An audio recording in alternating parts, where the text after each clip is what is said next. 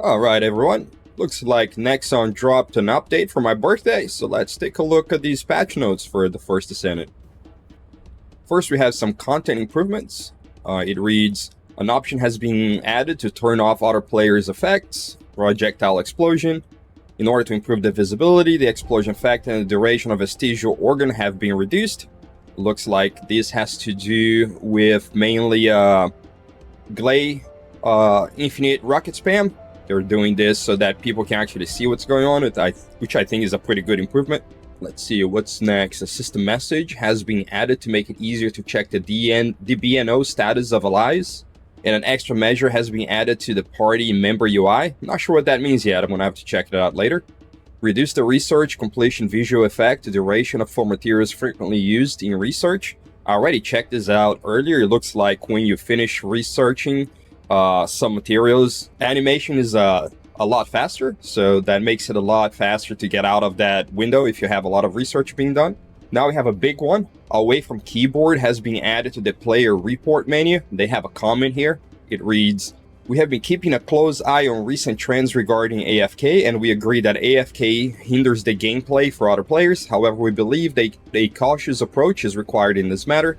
This is because AFK judgment mechanisms can sometimes be bypassed with simple shooting or moving actions, and the AFK kick system can be exploited for other purposes. First, we are trying to learn the patterns of AFK players with AFK reports. Through this, we plan to collect the information necessary to separate AFK players in matchmaking and prepare an appropriate measure in the future. We are considering ways to resolve the AFK issue so that everyone can join the game together. We ask you to respect other players in the meantime, and if you have an idea on this matter, please let us know. I think it's pretty cool that they're trying to take a measured approach with the AFK situation, as there are a lot of players that are just AFKing to get free stuff, but they also want to make sure that people don't get exploited and, banned or kicked unfairly. So let's see how they progress on this. All right, next, the UI has been updated so that major rewards obtained from chain quests that have already been cleared are checked in the quest list. A function has been added to view acquisition information directly in the target section of the library. This one I checked, it's actually pretty cool, and there is actually a lot of really nice UI updates. So this here would be the first one. So if you pull up your access info menu, and you'll look at the stuff that you've targeted at the bottom here. Now, where before you could only turn the tracking on and off, you can hit the acquisition info button, and it will show you exactly where that goes, just as if you were doing it on the library. So this is really nice, because if you don't remember where something is, you can just go right from here. Next, we have fixed an issue of scrolling to the top when moving from the target item of library to the corresponding item list. Not sure 100% what that is.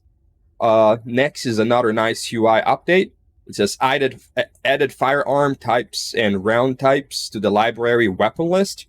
So if you go here and you look at your weapons, it's really nice because now it will show you the weapon type. So the Thunder Cage is general rounds. The Last Dagger is general rounds, so you don't have now to remember what the weapon types are, especially if it's a weapon that you haven't gotten yet and you're not familiar with it. It also tells you, of course, the weapon type. So if you're trying to do a build or something, you're looking for something, it's pretty easy to tell now. So nice update there. Next, we have fixed an issue where a player who joined the Void Fusion Reactor could use the reconstructing device even if there were no Void shards after completing the mission. Not super sure I understand what that one is about. Next, when completing a Void Fragment mission, obtaining 2 types of Void Shard, the amount obtained has increased by approximately 1.5 times.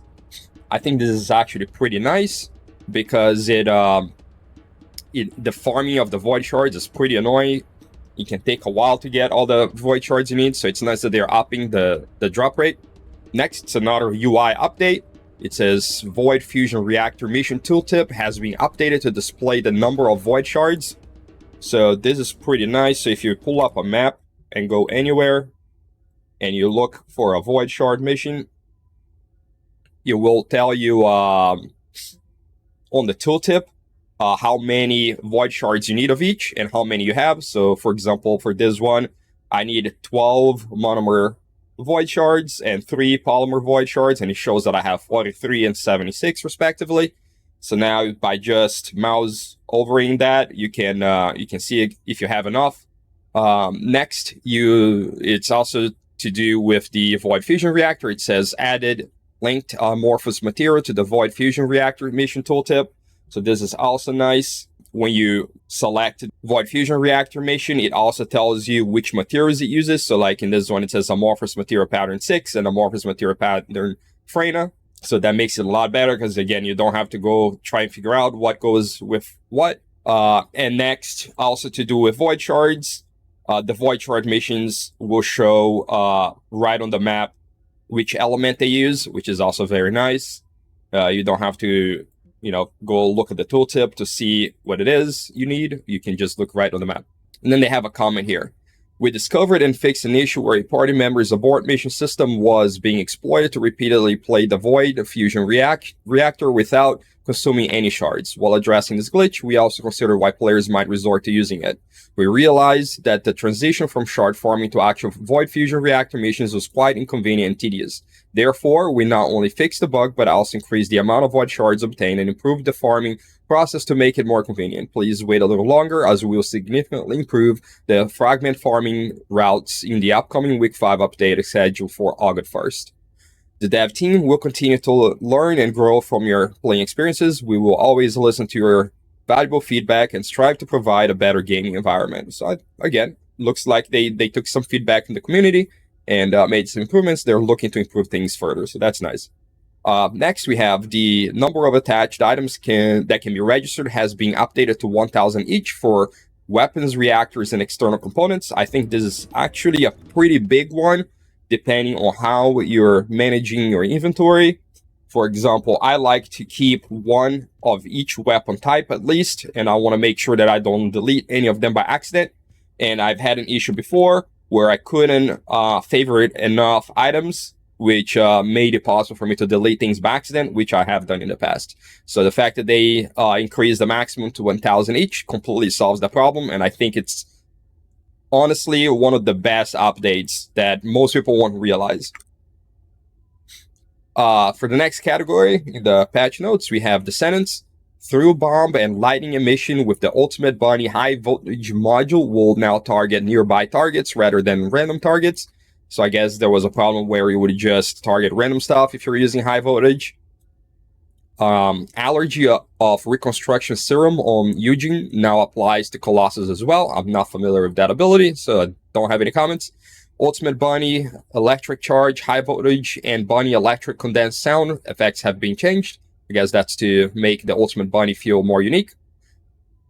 Use Bunny's skills to inflict electrocution on enemies has been removed from the second and third stage evolution conditions of the Bunny evolving skin Speedy Awakening 1. I guess that just has to do with a skin. Now we have infiltration operation updates. You can now view mission results through the escape menu after completing an infiltration operation. So I guess that'll be a nice quality of life so you can review your results better. The time limit for destroying the Iron Heart has been removed in the infiltration operation Fortress Heart of the Fortress. So I guess they just took out a time limit. The location of the supply droid in the infiltration operation Fortress Quarantine Zone has been moved to the battle zone, making it easier to supply bullets. Okay, that's cool. Now we have mission updates. The position of immunity spheres of named monsters will not change anymore as the monsters move or rotate. This seems like a weird one. I guess I'll have to wait and see. It seems odd to me that the immunity spheres wouldn't move when the monster moves, but I don't know. The sequential sphere type of the named immunity of alternate hand of Nazestra has that appears in the White Knight Gulch Eye of Truth has been updated. They don't really say what the update is, but okay. Now this here is a big one. It says that for just general field, the drop quantity on hard difficulty has been increased by approximately 1.5. So I think that means that now we're going to have much higher drop rates for the number of items, maybe consumables that are being dropped. So that would be nice if that's the case. Then we have some miscellaneous changes. The stack limit for consumable items has been increased from 1 million to 100 million. I have seen a few other creators that have already hit that 1 million limit before, and it seems that what would happen is if you're trying to dismantle something, and that would have put your quantity over 1 million, it would prevent you from actually dismantling the item, or rather, you would dismantle the item and you wouldn't get anything from the dismantling. And that could be a significant issue because if it was an item that would dismantle into two different items and one of them was maxed out and the other one wasn't, then the one that wasn't maxed out, you wouldn't get any more items. So that's definitely not good. So I guess this may be a sort of like a temporary solution by increasing the limit. Now, they did update some of the icon images. I think this has to do a lot with a little bit of the drama going on with some of the icons being somewhat similar to the icons in Destiny. They have a comment here. It says, the first Descendant has been developed with deep affection and respect for various looter shooters, and we take feedback regarding other similar games very seriously. Through this hotfix, we are trying to reflect the unique identity of the first Descendant. We'll continue to improve the game for the fans of the game. Now I've got some optimization improvements. Fix the memory leak that occurred intermittently in windowed mode. Fix the memory leak when using frame generation. Fix the issue of temporary frame drops when opening inventory with the DLSS frame generation. Fix an issue where frame limit was not restored, even if additional options were changed to off when DLSS frame generation or FSR frame generation is enabled. So these are kind of nice. I wish they would do something about the micro stutter. I know that some people have seen improvements in that. I think I have seen a few improvements, but I don't see anything specific to that. Then we have bug fixes, UI and UX, Russian, Spanish, Portuguese. Fixed an issue where the material quantity text was cut off in weapon transmission. Fixed an issue where the top menu remained when scroll map to top library through acquisition information and then moving to the screen with escape. This is a very confusing description. I have no idea what they meant by this one. Fix an issue where a black screen was briefly displayed when starting special operation. Symbol effects have been added for Code Analyzer, Code Breaker, and core material dropped. Fixed an issue where account names starting with the hash symbol were not visible. So those are pretty minor changes, but good nonetheless. Then we have some Descendant changes. Fix an issue where the Descendant couldn't be changed after completing the exclusive dungeon of the quest to Bunny, our beloved daughter, in the Bunny quests. Fixed an issue where Bunny's lighting emission was used, even if there was no moving distance when rolling over a box or wall, and they have a comment here. We love how Bunny runs fast, unleashes electric energy to take down her enemies. Bunny is a Descendant who gains her power in proportion to the distance she travels. However, rolling around in a corner and using her skills was not what we expected from her, so we decided to fix this. Additionally, we are detecting the use of various macros and unauthorized programs through our monitoring system, including the rolling place macro.